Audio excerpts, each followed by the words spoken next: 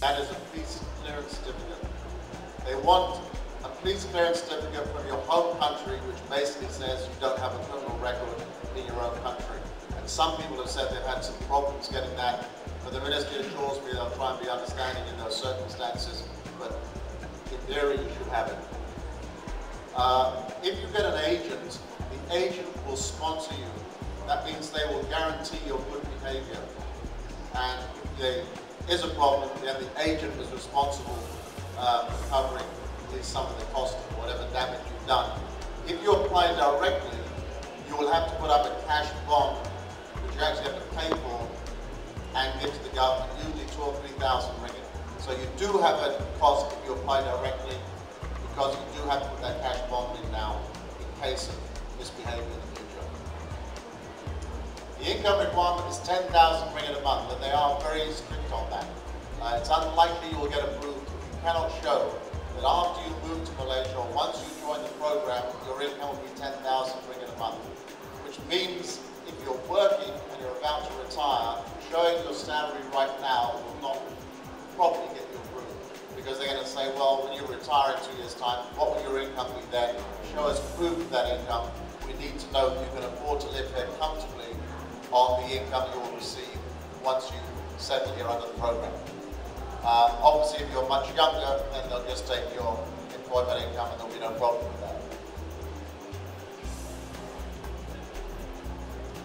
The other thing is you have to show cash assets, liquid assets. So they like to see money on fixed deposit, first prize is cash in the bank, unit trust, something you can convert to cash. They are not very keen on seeing assets like houses.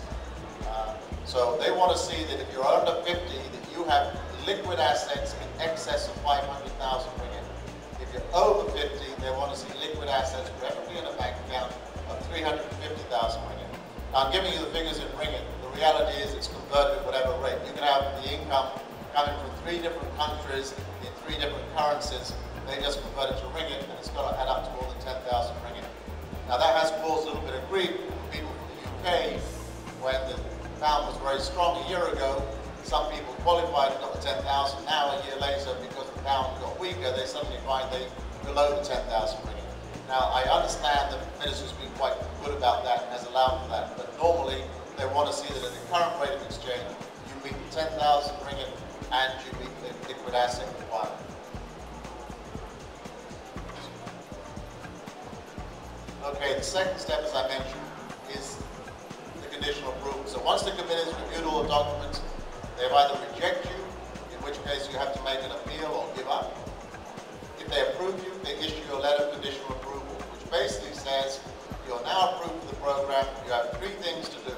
You have to place your fixed deposit, you have to have a medical examination in Malaysia, and the medical examination is pretty superficial. If you can walk to the doctor's chair, sit down, tick 8 boxes and walk out again, you're probably going to pass it.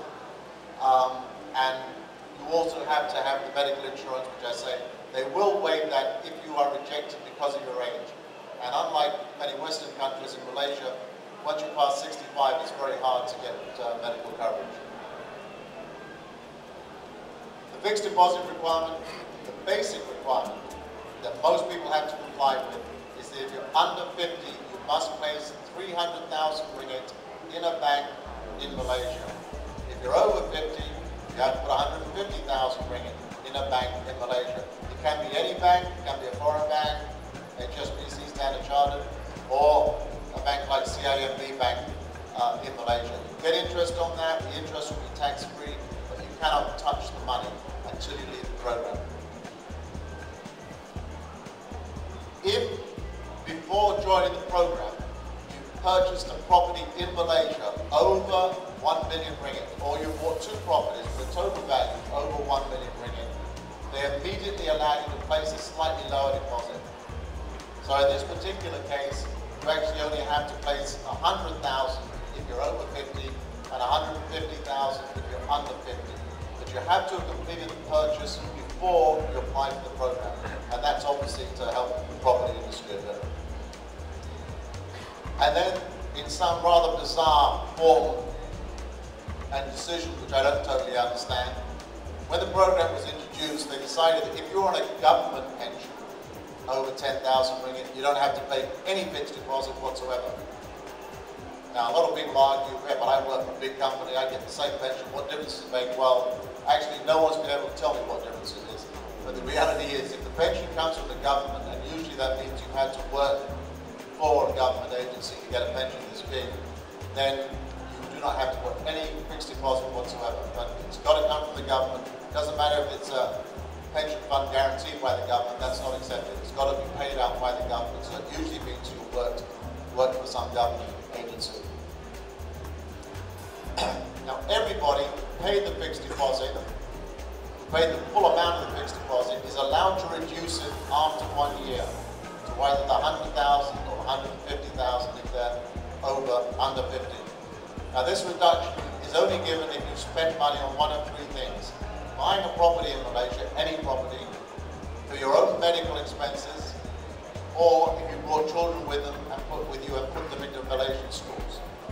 So you did any one of those three things, you can show evidence of the payments you've made for those things to the Ministry of Tourism.